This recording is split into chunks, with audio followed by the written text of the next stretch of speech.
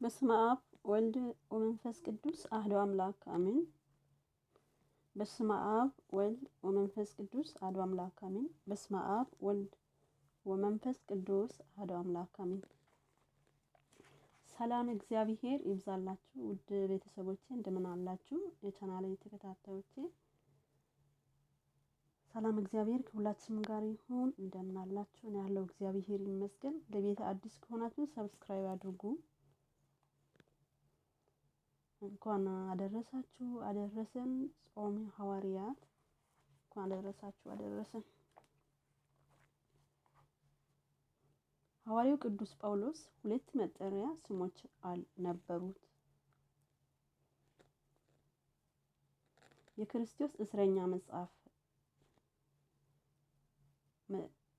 የመጀመሪያ ክፍል ዲያቆን ዘአማኑኤል እንደተጻፈ የሐዋርያው ቅዱስ ጳውሎስ ማንነቱና ስራውን የሚገልጽ መጽሐፍ ነው።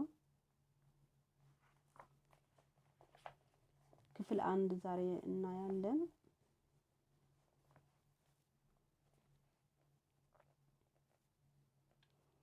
ሐዋርያው ቅዱስ ጳውሎስ ሁለት መጠሪያ ስሞች ነበሩት። የመጀመሪያው ስሙ በዕብራይስጥ ሳኦል ሲሆን የሐዋርያ ሥራ መጽሐፍ ምዕራፍ 9 ከቁጥር 4 የዚህ የስሙ ትርጉም ከእግዚአብሔር የተለመነ በማለት የመጽሐፍ ቅዱስ መዝገበ ቃላት ይፈተዋል። በዚህ ስም እየተጠራ ከቆየ በኋላ አስተዋይነት መጽሐፍ ለሚመሰክርለት ሰርግዮስ ተብሎ ለሚጠራ ሀገር ገዢ የዘላለም የሕይወት ብርሃን የሆነው የእግዚአብሔርን ቃል እያስተማረ እንዲያስተምር ተንኮል፣ ክፋት የሞላበት ኤልሚያስ የተባለው ጠንቋይ ሀገር ገዢውን ገርጊዮስን እምነት የሚቃወመው ተግባር ይፈጽም የእግዚአብሔርን ቃል እንዳይሰማ ያደርግ ነበር። ታዲያ ብርሃነ ዓለም ቅዱስ ጳውሎስ የዚህ ክፉ ጠንቋይ በእግዚአብሔር ቃል ከገሰጸ በኋላ በሮማዊ ስሙ ጳውሎስ ተብሎ እንደተጠራ ቅዱስ መጽሐፍ ይናገራል። ቅዱሳት መጽሐፍት ይናገራሉ። በሐዋርያት ሥራ ከቁጥር 13 ምዕራፍ 13 ከቁጥር 7 ቀድሞ በዚህ ስም አልተጠራም። የቤተ ክርስቲያን አምድ የሆነው ቅዱስ ጳውሎስ ከቢንያም ነገድ ከፈሪሳውያን ወገን የሆነው አይሁዳዊነት በውልደት ያገኘው ሲሆን የሮም ዜግነት ደግሞ ከሮማዊ ስር በመተዳደር ካገኘው አባቱ ነው። ይህን ሲገልጽ በሸንጎ ለተሰበሰቡት ፈሪሳውያን፣ ሰዱቃውያን በተጨማሪም በጥላቻ ለፍርድ በችኩል ዓይናቸው በሚመለከቱት በአይሁድ ሊቀ ካህናት ፊት ሲናገር ቅዱስ ሉቃስ በጻፈው የሐዋርያት ሥራ መጽሐፍ ውስጥ እንዲህ እንመለከታለን።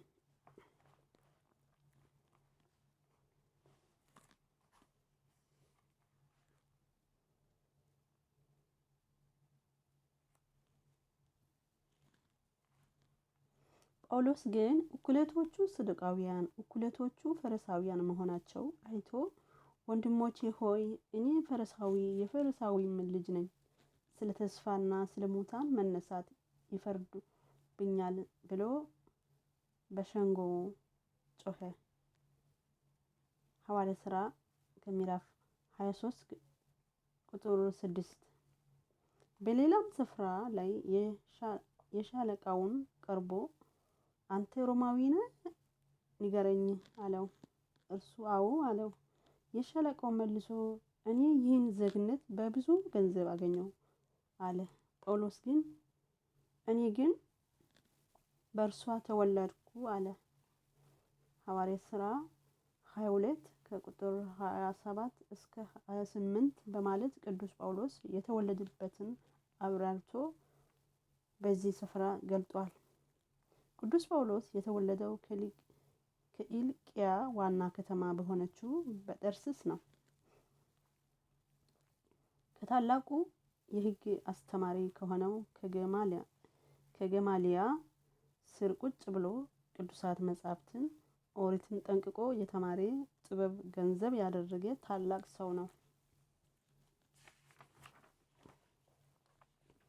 ይህን እውነት ራሱ ሐዋርያው ሲናገር እኔ ከኪልቅያ በምትሆን በጠርሰስ የተወለድኩ በዚች ከተማ በገማልያ እግር አጠገብ ያደግኩ የአባቶቼንም ሕግ ጠንቅቄ የተማርኩ ዛሬውም እናንተ ሁሉ እንድትሆኑ ለእግዚአብሔር ቀናተኛ የሆንኩ አይሁዳዊ ሰው ነኝ።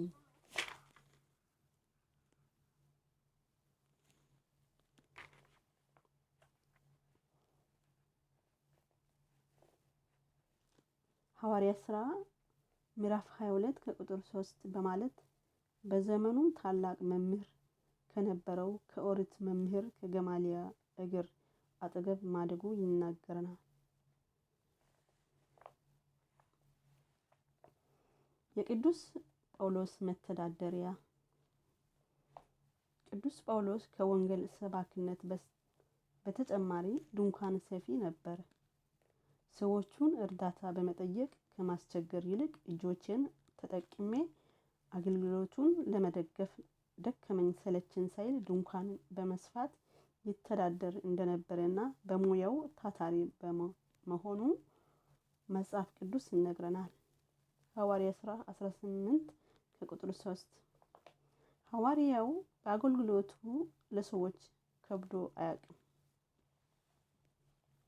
ለዚህም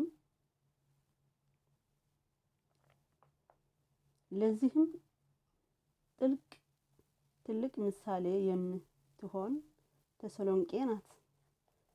ሐዋርያው ቅዱስ ጳውሎስ በሁለተኛው የስብከቱ ጉዞ ከሲላስና ከጢሞቴዎስ ጋር ወደ ተሰሎንቄ ሄዶ አገልግሏል። ከተማይቱም በግሪክ ሀገር የመቄዶንያ አውራጃ ዋና ከተማ ታላቅ ወደብ ስትሆን ወደ ምስራቅ በሚወስድ በታላቁ የሮም መንገድ ላይ ትገኛለች። ቅዱስ ጳውሎስ በዚች ከተማ በመገኘት ወንጌል ሰብኮ እኩሌታ የሚሆኑ አሕዛብ ጣዖት ከማምለክ አላቆ ወደ ክርስትና ሃይማኖት እንዲመጣቸው በቅዱሳት መጻሕፍትና በመጽሐፍ ቅዱስ መዝገበ ቃላት ተመዝግቦ እናገኘዋለን። አንደኛ ተሰሎንቄ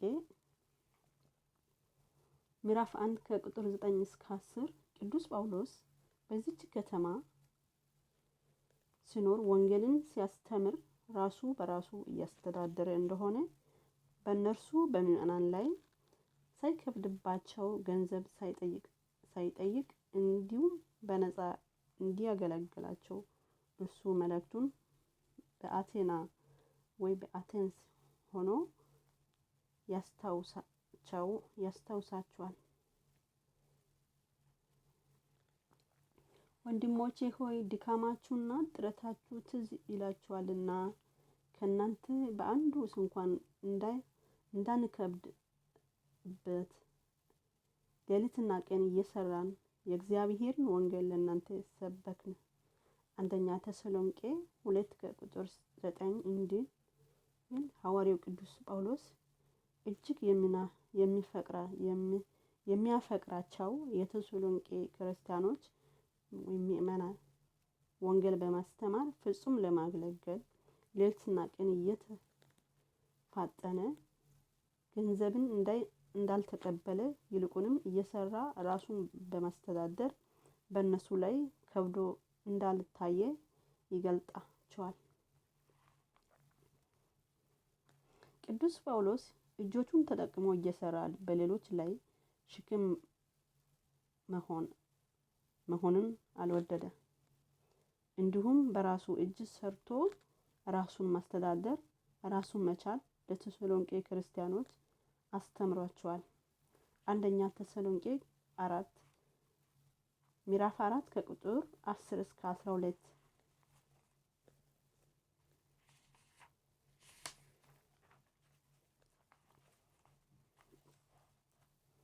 ይህን የቅዱስ ጳውሎስ ስራ ወዳድነት የተወደደው ምክር የቤተ ክርስቲያን አባት ታላቁ ሊቅ ቅዱስ ባስልዮስ እንዲህ እያለ ይገልጣል።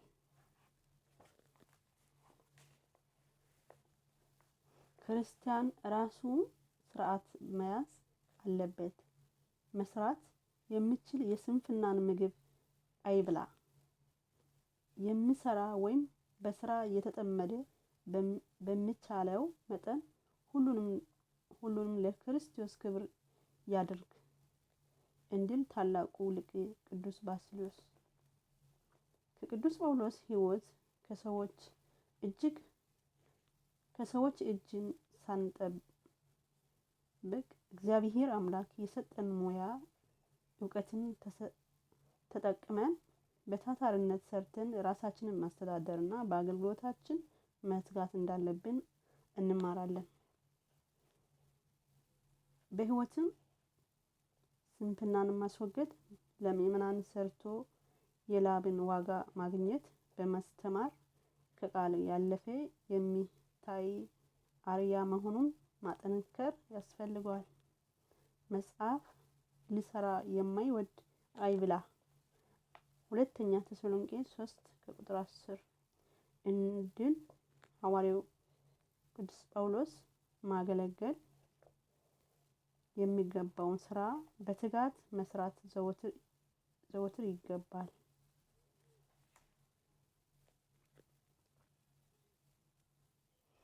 ከቅዱስ ጳውሎስ በረከት ረድኤት ይደርብን። የጻፈልን መምህራችን ቃሎት ያሰማልን። በሚቀጥለው ክፍል ይዤ እመጣለሁ። ይሄ መግቢያ ነው።